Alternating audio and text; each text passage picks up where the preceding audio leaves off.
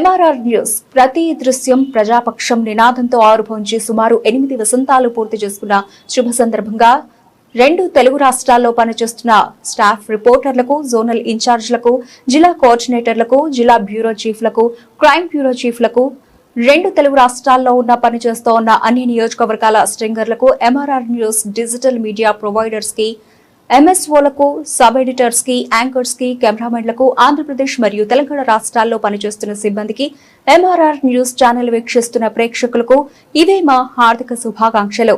మా ఛానల్ ని వీక్షించండి, లైక్ చేయండి, షేర్ చేయండి, సబ్స్క్రైబ్ చేయండి.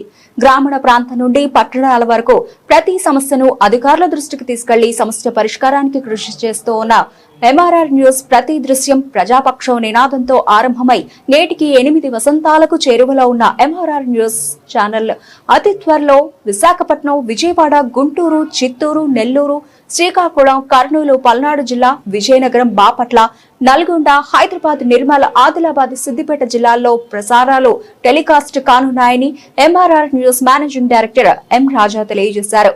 బులెటిన్ ముగించే ముందు వరకపొడిసల ప్రాజెక్టు గురించి పాడిందే పాటరా పాసిపాల దాసరా అని ఏమి లేకుండా దీని గురించి మాట్లాడుతూ ఉన్నారు.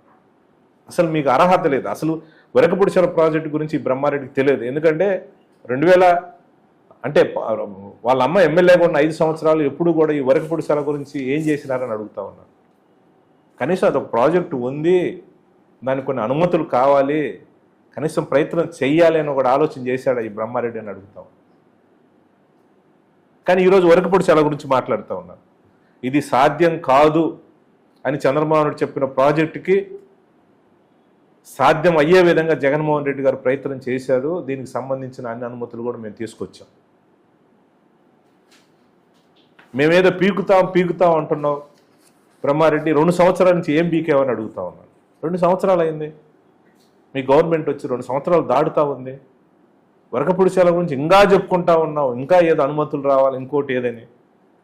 రాష్ట్ర గవర్నమెంట్కి సంబంధించిన అనుమతులు ఇక్కడ ముఖ్యమంత్రి చేతిలో ఉంటాయి. ముఖ్యమంత్రి తలుచుకుంటే రాని పర్మిషన్, రాని అనుమతులే కేంద్ర ప్రభుత్వం నుంచి ఈరోజు జగన్మోహన్ రెడ్డి తెచ్చిన పరిస్థితి. మీరు సాధ్యం కాదన్నదే సాధ్యమైతే చేశాం. మిగతా కళ్ళబొల్లు కప్పులు చెప్పి ఈరోజు ఏదో దాటేసే కార్యక్రమాన్ని చేస్తూ ఉన్నారు. ఇంకా కొన్ని కేంద్రీయ విద్యాలయం, ఈరోజు కొత్తగా కేంద్రీయ విద్యాలయాన్ని మేమేదో తీసుకొచ్చానని చెప్తా ఉన్నారు. సెప్టెంబర్ 22 జీవో కాపీ మానుకో, నిజాయితీగా రాజకీయం చేయి. నీకు అవకాశం ఇచ్చారు. నువ్వేదో పెద్దగా జగన్మోహన్ రెడ్డిని విమర్శించి జగన్మోహన్ రెడ్డి స్థాయి నీది కాదు. నువ్వు నియోజకవర్గ స్థాయిలో నువ్వు చంద్రబాబు నాయుడికి నువ్వు గ్రాంట్లు తీసుకొచ్చి డెవలప్ చేస్తే మంచిది. కానీ మా మీద ఏదో ఒక ఉన్నయి లేని ప్రచారం చేసి మా మీద ఏదో బురదేసేసి నువ్వు రాజకీయం చేయాలనుకుంటే అది ప్రజలు గమనిస్తూ ఉన్నారు.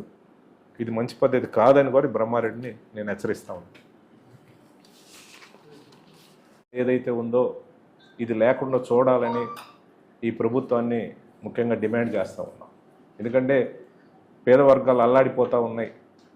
ఇదే ఇంకా ఒక 4 రోజులు కొనసాగితే చాలా ఇబ్బందులు పడే పరిస్థితి ఉంది. కాబట్టి ఈ కూటమి ప్రభుత్వం డిమాండ్ చేస్తూ ఉన్నాం. దయచేసి దీన్ని ఇమ్మీడియట్గా కూడా సెటిల్ చేయాలని కూడా ఈ సందర్భంగా కోరుతా ఉన్నాం.